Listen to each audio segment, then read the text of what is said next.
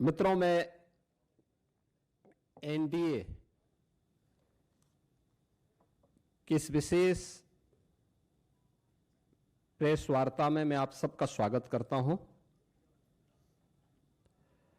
आज की हमारी जो प्रेस वार्ता है ये अभी हाल ही में संसद के शीतकालीन सत्र में आदरणीय प्रधानमंत्री जी ने विकसित भारत की संकल्पना को आगे बढ़ाने के लिए देश की आधारभूत इकाई ग्रामीण क्षेत्र में अस्थायी इंफ्रास्ट्रक्चर और रोजगार सृजन के लिए जो महत्वपूर्ण कदम उठाए हैं वह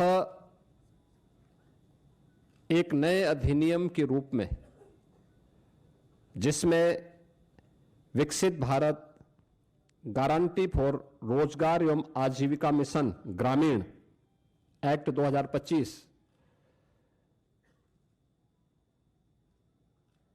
इस बात को लेकर के एक महत्वपूर्ण अधिनियम पारित हुआ है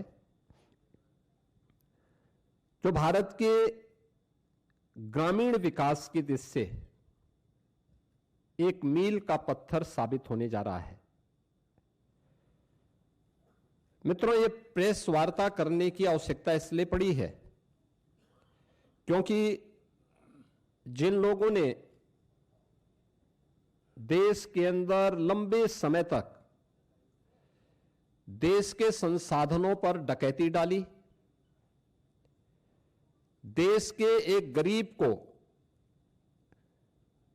भूखों मरने के लिए, देश के नौजवान को पलायन करने के लिए, बेरोजगारी का दंश झेलने के लिए मजबूर कर दिया था, वे लोग इस प्रकार के रिफॉर्म का और इस प्रकार के एक पारदर्शी और ग्रामीण भारत के विकास का और विकसित भारत की संकल्पना का समर्थन करेंगे तो कहीं उनकी पोल न खुल जाए, क्योंकि फिर जनता जनार्दन उनसे प्रश्न करेगी कि आखिर तुम्हें भी तो मौका मिला था, तुमने ये क्यों नहीं किया। कांग्रेस और उनका इंडी गठबंधन इस महत्वपूर्ण अधिनियम को लेकर के कई प्रकार के प्रश्न खड़ा कर रहा है। आश्चर्य होता है कि देश के हित में, श्रमिकों के हित में, किसानों के हित में, गांव के विकास के हित के लिए उठाए गए जिस महत्वपूर्ण कदम का समर्थन होना चाहिए, जिसका स्वागत होना चाहिए और आदरणीय प्रधानमंत्री जी के प्रति, एनडीए के प्रति जिस इंडी गठबंधन को आभार व्यक्त करना चाहिए, आभार व्यक्त करने की बजाय वह भ्रष्टाचार को प्रोत्साहित करने के अपने पुराने कारनामों को ही खुल के समर्थन कर रहा है। बीपी जी रामजी एक्ट 2025, अगर हम इसकी उन विशेषताओं को देखेंगे, एक पारदर्शी प्रक्रिया, रोजगार सृजन की अधिक गारंटी और ग्रामीण क्षेत्र में अस्थायी परिसंपत्तियों के निर्माण के लिए, यानी ग्रामीण इंफ्रास्ट्रक्चर में वृद्धि करने के लिए एक महत्वपूर्ण अधिनियम पारित हुआ है और यह विकसित भारत की आधारशिला बनेगी। विकसित भारत का लक्ष्य तभी साकार हो सकता है जब राज्य विकसित होंगे। राज्य विकसित तब होंगे जब हमारी आधारभूत इकाई गांव है, ये विकसित होंगे। ग्रामीण अर्थव्यवस्था को जब हम सशक्त बनाएंगे, किसान हमारा आत्मनिर्भर होगा, श्रमिक को सामाजिक सुरक्षा और उसको सम्मान सुनिश्चित होगा, तब विकसित भारत की संकल्पना आगे बढ़ेगी। और उसी विकसित भारत की संकल्पना को आगे बढ़ाने के लिए उठाया गया एक महत्वपूर्ण क्रांतिकारी कदम है। मैं इसका स्वागत करता हूं और आदरणीय प्रधानमंत्री जी के प्रति उत्तर प्रदेश वासियों की ओर से हृदय से आभार भी व्यक्त करता हूं। मित्रों, यह नया कानून बनना इसलिए आवश्यक था क्योंकि जिस मनरेगा की चर्चा कांग्रेस और उसके सहयोगी दल आज ढोल पीट करके कर रहे हैं, हमें उनकी उन विफलताओं की भी चर्चा करनी चाहिए और उसके बारे में भी सोचना चाहिए। खासतौर पर अधूरी और अस्थायी परिसंपत्तियां जिनका कोई दीर्घकालीन लाभ नहीं, फर्जी जॉब कार्ड, फर्जी हाजिरी, भुगतान में कटौती जैसे व्यापक भ्रष्टाचार की शिकायतें हर एक जनपद से और हर ग्राम पंचायत से ये सुनने को मिलती थी। कमजोर सोशल ऑडिट और शिकायत के निवारण की भी कमजोर व्यवस्था, प्रशासनिक क्षमता की बाधाएं, मजदूरी में देरी जैसी समस्याएं इसमें लगातार चलती गई। खेती के मौसम के समय किसानों को मजदूर की संकट देखने को मिलते थे और एक श्रमिक जो ईमानदारी से काम कर रहा है जब उसको काम की आवश्यकता है तब काम की गारंटी नहीं मिल पाती थी, और अगर उसने काम भी किया है तो उसको समय पे भुगतान नहीं होता था। रोजगार सृजन का विकास और अस्थायी परिसंपत्तियों के निर्माण का एक अस्थायी मैकेनिज्म इस योजना से बनाने में पूरी तरह विफल रही हैं, और इसलिए अब नए संशोधन में रोजगार की गारंटी 100 दिन से बढ़ाकर के 125 दिन किया गया है। साप्ताहिक वेतन यानी साप्ताहिक भुगतान होगा।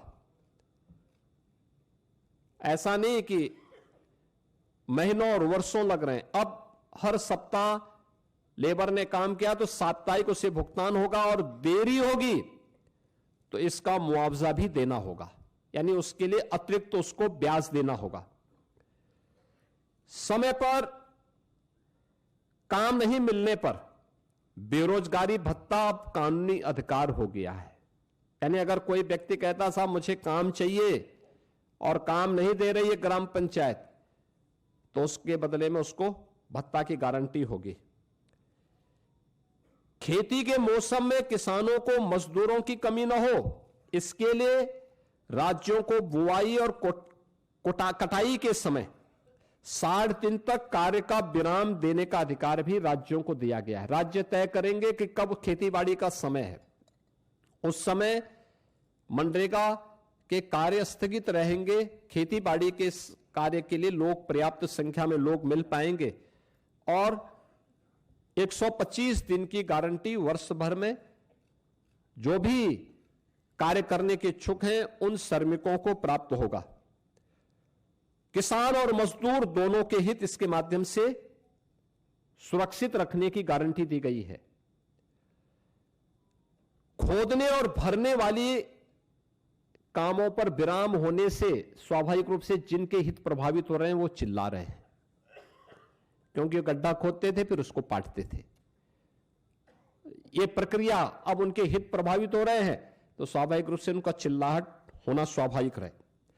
अब इसमें 4 श्रेणियां दी गई हैं जिसका निर्धारण ग्राम पंचायत स्वयं तय करेगी। एक, मनरेगा का उपयोग जो पहले होता था वह कोई अस्थायी परिसंपत्ति आप नहीं बना सकते थे, लेकिन अब विकसित भारत जी राम जी के माध्यम से हम अस्थाई संपत्ति का निर्माण कर सकते हैं और उसके लिए 4 प्रकार के प्रायोरिटीज तय की गई, प्राथमिकताएं जो तय की गई, श्रेणियां। एक, जल संरक्षण के लिए आप देख रहे होंगे ग्रामीण क्षेत्र में या शहरी क्षेत्र में अक्सर आप देखते हैं ग्रामीण क्षेत्र में बहुत सारे ब्लॉक को हमें वहां पर डार्क जोन ग्रुप के रूप में घोषित करना होता है।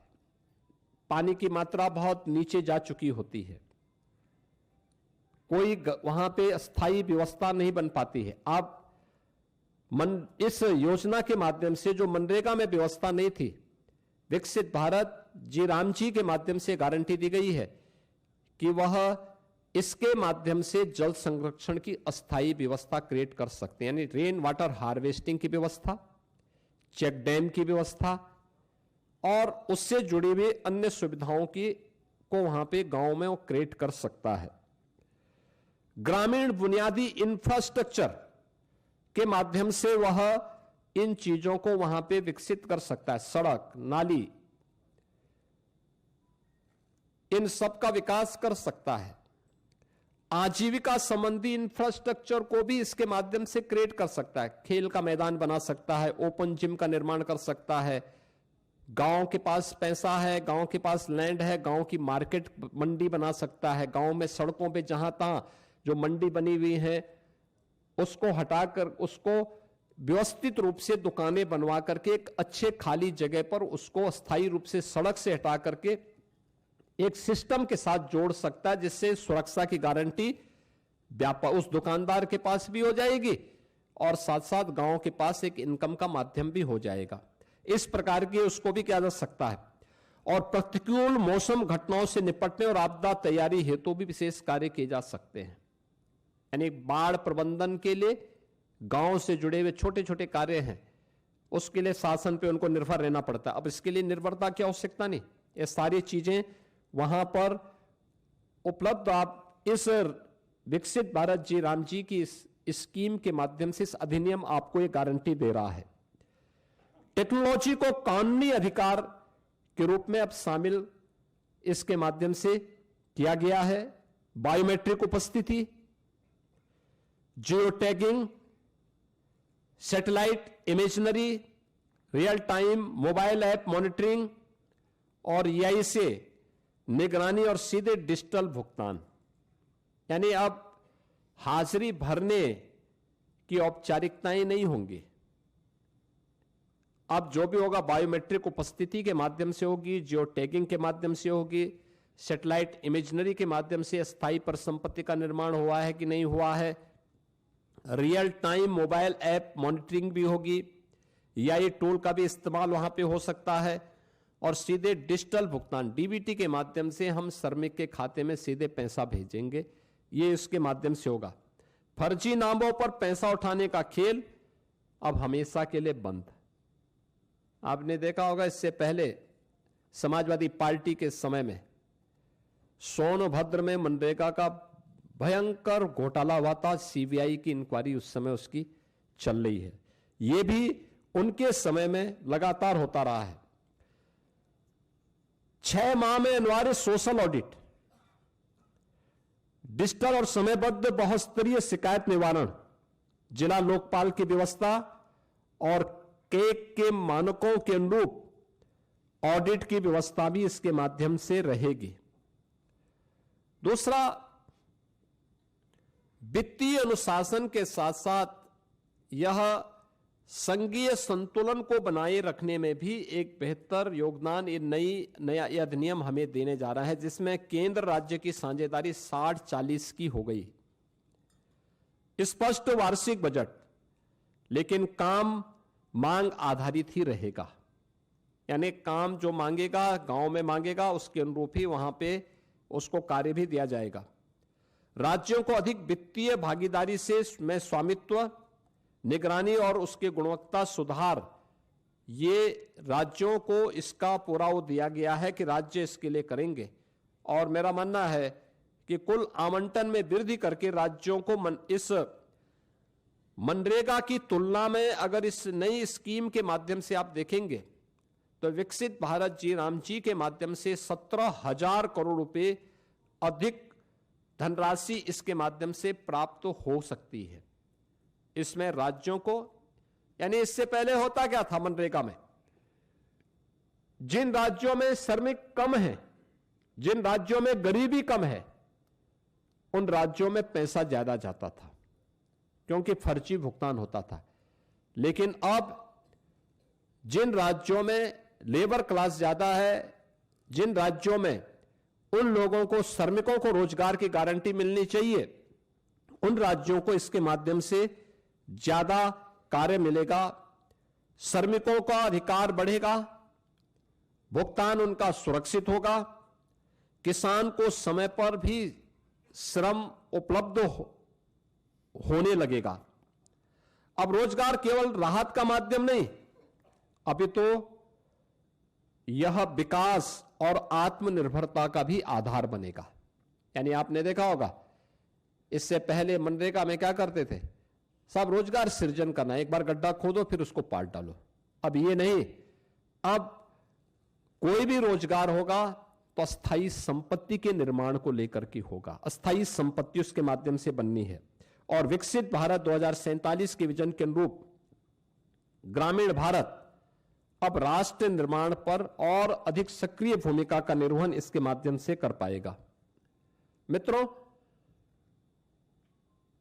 विकसित भारत जी राम जी की इस अधिनियम को पारित करने के लिए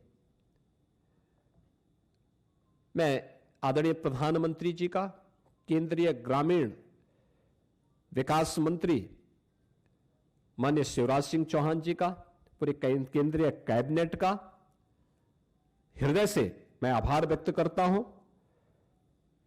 और मैं इसलिए भी धन्यवाद देना चाहूंगा कि उत्तर प्रदेश जैसे राज्य को इससे काफी लाभ होगा और उत्तर प्रदेश सरकार इस कानून को पूर्ण संवेदनशीलता के साथ, पारदर्शी तरीके और प्रभावशालिता के साथ उत्तर प्रदेश में हम लागू करके रोजगार की एक नई गारंटी के साथ प्रदेश के अंदर हम लागू करेंगे।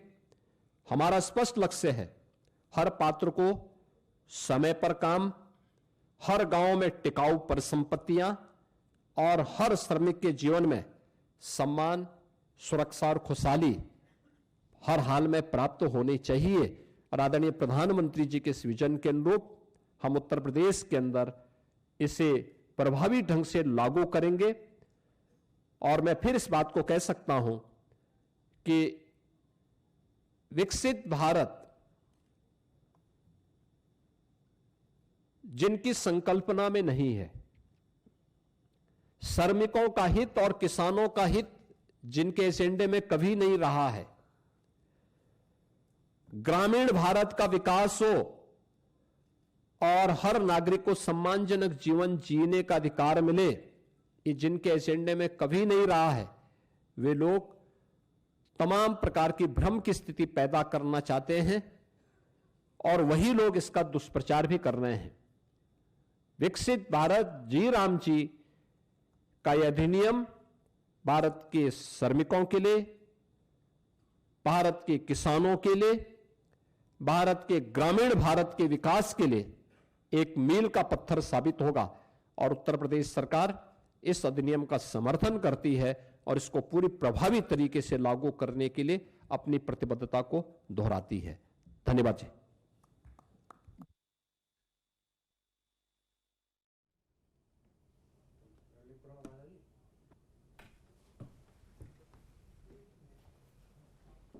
600 से अधिक हमारी ग्राम पंचायतें हैं और अगर रेवेन्यू विलेज की बात हम करें तो 1,05,000 से अधिक हमारे पास रेवेन्यू विलेजेज हैं।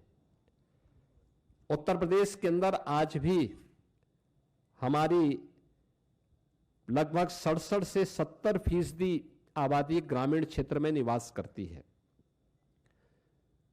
उत्तर प्रदेश भारत का फूड बास्केट भी है, तो स्वाभाविक रूप से अन्नदाता किसान और श्रमिकों का बेहतर समन्वय यूपी के अंदर है। खेती के समय श्रम बल, खेती के कार्यों को संपादित करने और देश का पेट भरने के लिए अन्न उत्पन्न करेगा। जब खेती बाड़ी का समय नहीं, उस समय 125 दिन की गारंटी उसको वहां पर कार्य करने के लिए, यानी महीने में 25 दिन, 5 महीने तक लगातार उन लोगों को यह कार्य प्राप्त हो सकता है और इसको लेकर के हम कार्य करेंगे। दूसरा, इसके माध्यम से उत्तर प्रदेश के उन श्रमिकों को और कार्य मांगने वाले हर एक उस नागरिक को एक तो अच्छा मानदेय मिल पाएगा, ग्रामीण क्षेत्र के इंफ्रास्ट्रक्चर को डेवलप करने में हमें मदद मिल पाएगी, और गांव के लोग जो हमेशा इस बात की शिकायत करते हैं कि हमें सड़क चाहिए, हमें नाली चाहिए, हमें यहां पे इंटरलॉकिंग का कार्य चाहिए, हमें खेल का मैदान चाहिए, हमें इन कार्यों को करना है। अब ये सभी कार्य इस नई अधिनियम के अंतर्गत विकसित भारत जी राम जी के माध्यम से गांव के अंदर इस अस्थायी परिसंपत्ति का निर्माण किया जा सकता है। आपदा नियंत्रण को भी इसके माध्यम से दूर करने के लिए जो भी अस्थायी इंफ्रास्ट्रक्चर वहां डेवलप होना है, या गांव की इनकम को और गांव को आत्मनिर्भर बनाने के लिए भी जो अस्थायी वहां पे इंफ्रास्ट्रक्चर देने हैं, जैसे मैंने कहा मंडी का निर्माण हो सकता है, मॉल बन सकता है। बहुत सारे ग्राम पंचायतें ऐसी हैं जो बड़ी बड़ी ग्राम पंचायतें हैं, अच्छी आबादी है, 10-10 हजार की आबादी है, उनका अपना छोटा सा मार्केट है, लोग अपनी आवश्यकताओं की पूर्ति के लिए वहां आते हैं, उनके पास परिसंपत्तियां हैं। इस पैसे का उपयोग करते हुए हम वहां पे मॉल बना सकते हैं जिसमें नए रोजगार के सृजन भी हो सकते हैं, ग्राम पंचायत उसके माध्यम से आगे बढ़ेगी। तो उत्तर प्रदेश इस दिशा में बहुत अच्छी प्रगति करेगा और उत्तर प्रदेश इसका सर्वाधिक लाभ लेने वाले राज्यों में होगा।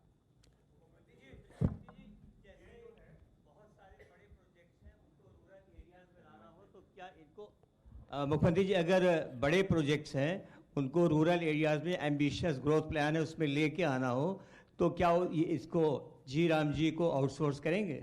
देखिए, मैं कहा ग्रामीण अर्थव्यवस्था को आगे बढ़ाने के लिए, ग्रामीण इंफ्रास्ट्रक्चर को विकसित करने के लिए, ग्रामीण इंफ्रास्ट्रक्चर और आजीविका को विकसित करने के लिए विकसित भारत जी राम जी का बेहतर उपयोग हो सकता है और इसका हम उपयोग करेंगे। आपके मोबाइल पर तुरंत आएगी ब्रेकिंग न्यूज, स्क्रीन पर सबसे पहले दिखेगी बड़ी खबर, देश दुनिया की हर खबर एक जगह। अब आपके मोबाइल पर तुरंत फटाफट इंस्टॉल कीजिए न्यूज नेशन ऐप और रखिए खुद को अपडेट।